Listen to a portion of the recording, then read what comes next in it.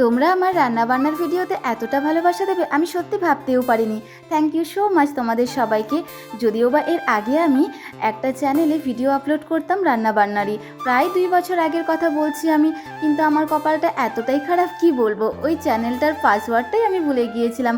সেই জন্য সেখানে আর কোনো ভিডিওই আপলোড করা হয়নি। আর তখন না আমি সেভাবে মানে ইউটিউব ফেসবুকে কাজ সেরকমভাবে জানতাম না আর কি, ওই হালে হালে শিখেছি এরকম ব্যাপার। তো যাই হোক, এখন আমি অনেকটাই শিখে গেছি তোমাদের ভালোবাসা এবং আশীর্বাদে। ওখানেও কিন্তু আমার অনেক অনেক ভিউজ মানে হতো আর কি আমার রান্নাবান্নার ভিডিওতে, এবং ফলোয়ার্সও মোটামুটি অনেকটাই ছিল আর কি। যাই হোক, আমার কপাল খারাপ, কি আর করবো বলো। তো ভাবলাম যে না, আবারও নতুন করে শুরু করাই যাক। তো ভেবেছি এই পেজেই আমি হচ্ছে যে আমার রান্নাবান্নার ভিডিওগুলো আপলোড করব তোমাদের সাথে। আর তোমরা এত ভালোবাসা দিচ্ছ কি বলবো, আমি তো ভিডিও আপলোড না করে থাকতেই পারছি না। তো চলো, আজকে আমি তোমাদের সাথে শেয়ার করব পুঁই শাক দিয়ে আলু কুমড়োর তরকারি। তোমরা কে কে খেতে ভালোবাসো অবশ্যই কিন্তু কমেন্টে জানিও। ফার্স্টেই আমি আলু কুমড়ো ডাটা আলাদা করে কেটে নিয়েছিলাম, তারপরে আমি শাকটাও আলাদা করে কেটে নিয়েছিলাম। আর এদিকে আমার উনুন জ্বালাতে তো একেবারে হিমশিম অবস্থা।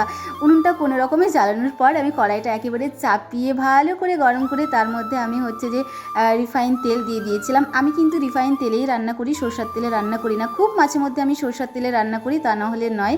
তো তেলটা গরম হওয়ার পর আমি হচ্ছে যে লঙ্কা ফোড়ন, 5 ফোড়ন, তেজপাতা সমস্ত কিছু দিয়ে ভালো করে নেড়ে চেড়ে ভালো করে গরম করে তারপরে আমি একে একে সব সবজিগুলো দিয়ে দিয়েছিলাম। সবজিগুলোকে ভালো করে নেড়ে চেড়ে তারপরে একটু ভাজা ভাজা করে নিয়েছিলাম। তারপরে আমি দিয়ে দিয়েছিলাম হলুদ গুঁড়ো, লঙ্কা গুঁড়ো, জিরে গুঁড়ো, ধনে গুঁড়ো, আর দিয়েছিলাম আদা বাটা। আর হ্যাঁ, তার সাথে দিয়েছিলাম কিন্তু নুন। নুন না দিলে কিন্তু তরকারির স্বাদ একেবারেই হয় না, যতই তুমি টেস্টি রান্না করো না কেন।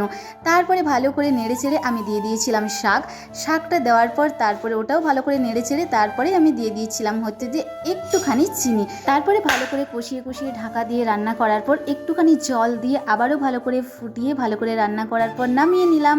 আজকের আমার তরকারি একেবারে রেডি, আর স্বাদ হয়েছিল কিন্তু দারুণ।